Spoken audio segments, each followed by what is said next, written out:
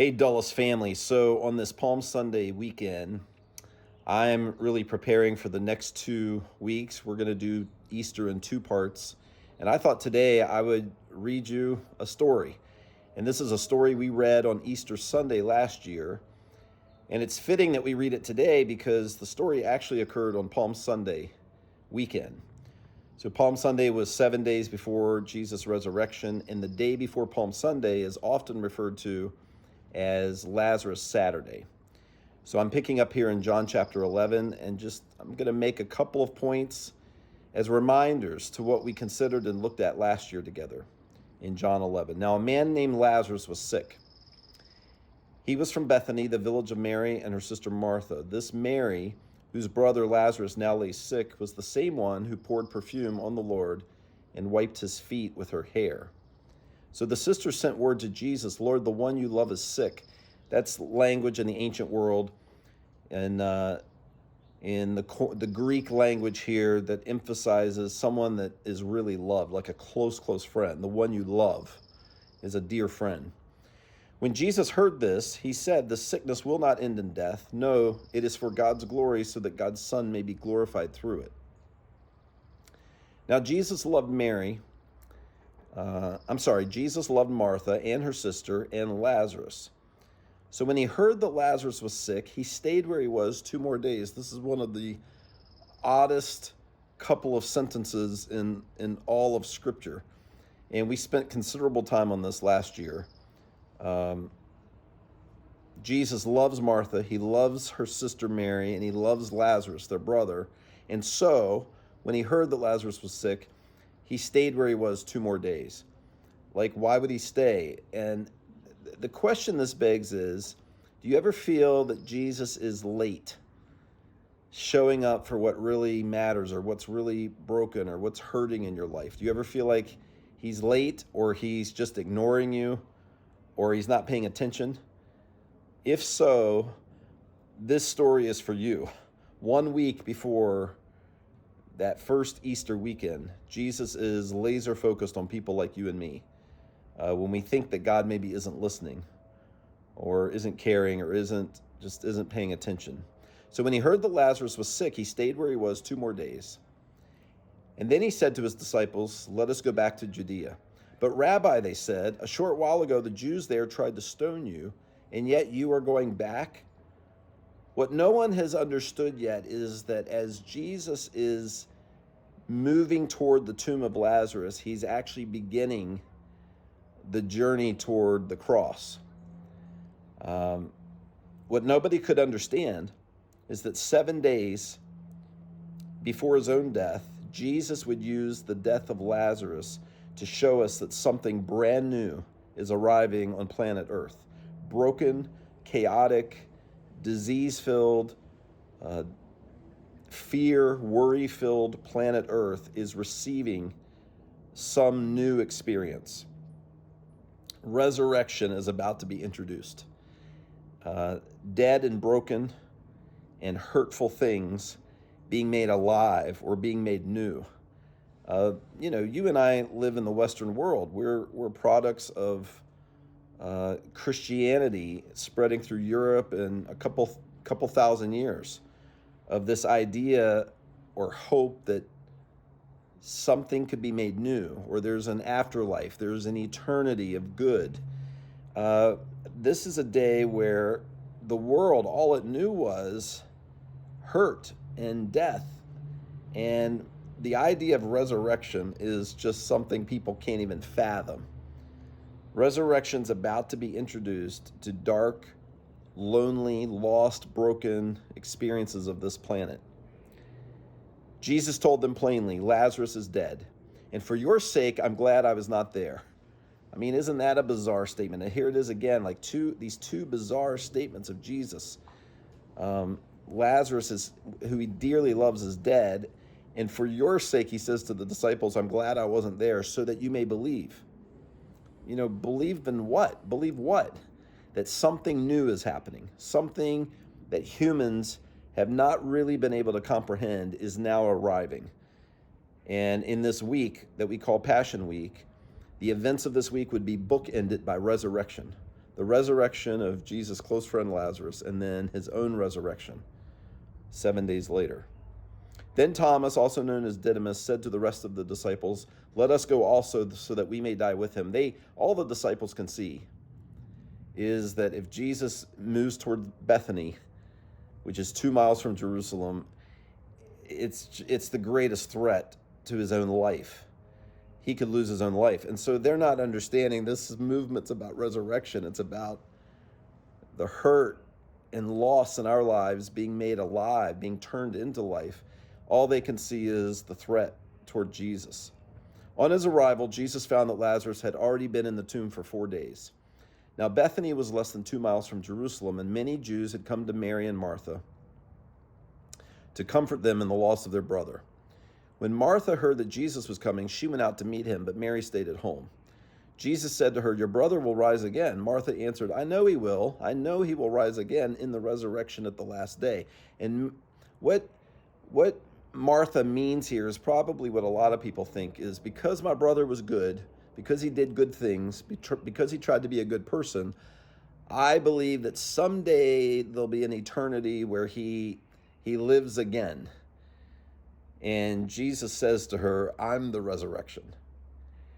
I'm trying to get you, Martha, to stop thinking that the resurrection is thousands of years in the future, way up above the sky. I'm the resurrection. I am the life. The one who believes in me will live, even though they die. And whoever lives by believing in me will never die. Do you believe this? He's telling Martha, I am resurrection. When you trust me, when you engage with me, when you let me in, and when you let me lead your life, you will begin to experience life. Even when there's death, even where there's death, you will experience life. So counterintuitive to how we live in the natural world. Martha, do you believe? Do you see what's happening, is what Jesus is saying here.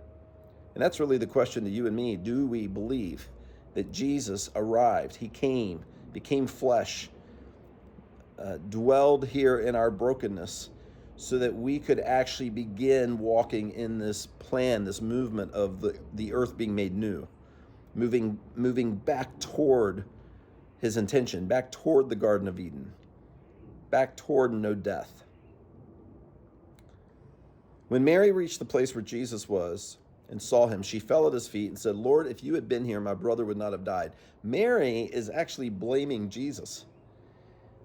She doesn't see what Jesus is doing yet. She doesn't know what the following weekend will be, what kind of horrible and then remarkable experience Easter weekend will be. She doesn't see it yet. What she sees is that Jesus is at fault because he didn't show up. Where were you? Why weren't you listening? Why didn't you respond when we called for you? I know that you and I have said those things to God. Like, God, are you listening? This is what Mary's saying. I wrote here that if he delays solving your problem or resolving your hurt, it's because he's used the current moment, the pain, the failure, the loss, whatever's broken in this world, he's using to prepare your mind and condition your heart for what's coming to this planet, what has already come and what has already begun, which is the reality of total and complete renewal, the remaking, redemption, the old and dead made new. When Jesus saw her weeping, and the Jews who'd come along with her also weeping, he was deeply moved in spirit and troubled. "Where have you laid him?" he asked. "Come and see, Lord," they replied. Jesus wept. We've talked about this last year. This isn't just Jesus cries or has a few tears or feels a little bit emotional. This language, we translate it as he wept, but he is like loud. This is a loud weeping. This is a loud cry, a deep mourning. Then the Jews said, "See how he loved him." But some of them said, "Could not the one who opened the eyes of the blind man have kept this man from dying?" We're going to look next week on Easter about the mocking questions while Jesus is on the cross. If you are the Son of God, then save yourself. Can you not come down from the cross? If you really are God, why wouldn't you do that? This is a similar kind of thought. If he opened blind eyes, then why couldn't he have prevented Lazarus from dying? Jesus, once more deeply moved, came to the tomb, It was a cave with a stone laid across the entrance. "Take away the stone," he said. "But Lord," Martha said, the sister of the dead man, "by this time there's a bad odor, for he has been there 4 days." I mean, this is a morbid picture. The sister is speaking with such raw, morbid language, really to speak to the finality, what she feels is final, the finality of the loss or the pain. Then Jesus said, "Did I not tell you that if you believe, you will see the glory of God?" So they took away the stone. Jesus looked up and said, "Father, I thank you that you've heard me. I knew that you always hear me, but I said this for the benefit of the people standing here, that they may believe that you sent me." This is ultimately what Jesus is doing. He's trying to open our eyes so that we can believe that something brand new is now here, accessible to us. A lot of us have been taught, well, it's for the far distant future.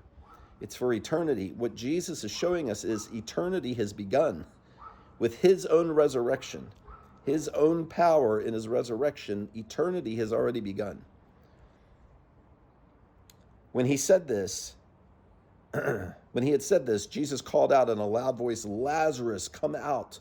The dead man came out, his hands and feet wrapped with strips of linen and a cloth around his face. Jesus said to them, "Take off the grave clothes and let him go."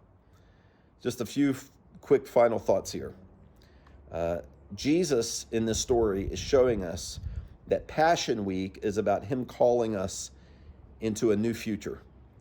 Wherever you've been, whatever your life has been, God meets you where you are, but he doesn't leave you that way. He doesn't leave you the same way he found you. He also calls Lazarus by name, and he knows your name. Lazarus' name means God will work, and he knows your name, and he knows the work that he has planned for you, and he is calling your name, not leaving you the way he found you. We also know in this story that he will create life in you in ways that are most likely different than what you're expecting. We want God's timing. We want him to give us the situation or the job or fix the problem right in front of us. Jesus' life that is overwhelming and that you will never regret often comes in ways that we're not expecting, and often by a different timeline than we're expecting. The key is not to get what we want. The key is to trust that he is leading us toward life. And then the last thought here is the Lazarus came out of the tomb, but he was still wrapped in grave clothes, and Jesus had to instruct the people, take the grave clothes off of him. And I think sometimes, a lot of people that I know who follow Jesus, they believed in him, and Jesus is making them alive. They still are attached to death. They're still attached to the old. And we need to come all the way alive. We need to have those attachments, those things that are clinging to us from the old, from the past, from the death or the hurt or those habits. We need to allow Jesus to speak his full words to us, that even the death clause, even those things, as dramatic as the resurrection is, as dramatic as his work in changing our hearts from the inside out, any semblance of what was the old me or the old behavior or the old way of thinking, the old way of speaking, we need to be free of those things. We need to allow Jesus to free us of those things as well. Easter is not the dramatic end of the story. Easter is the beginning of the story. A lot of us see the life of Jesus and all the miracles he did, and then at the end of the big story, Jesus died and rose back from the dead. No, Jesus' resurrection is the beginning of what he brought to planet Earth and what he's brought into your brokenness and my brokenness.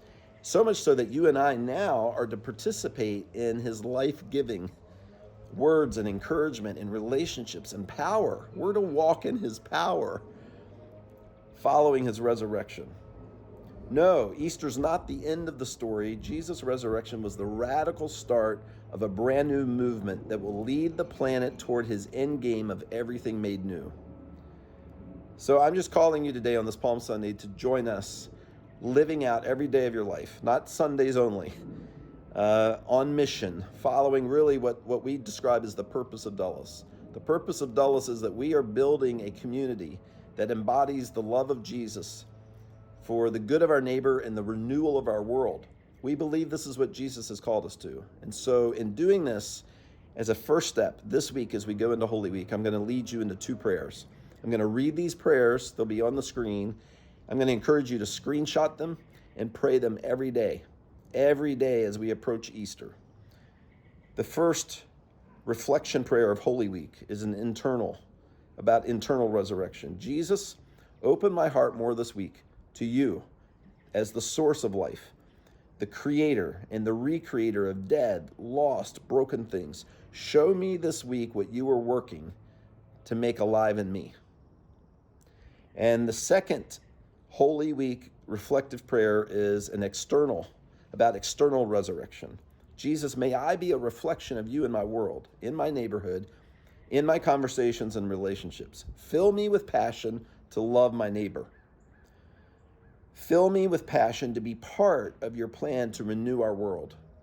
This week, begin to use me to make part of this world new. We don't have to change the whole world, but Jesus is looking to use you and me to speak life and breathe life into a part of this dark place we call Earth. I'm excited about this Passion Week. I'll see you right back here next Sunday on Easter Sunday. You are loved.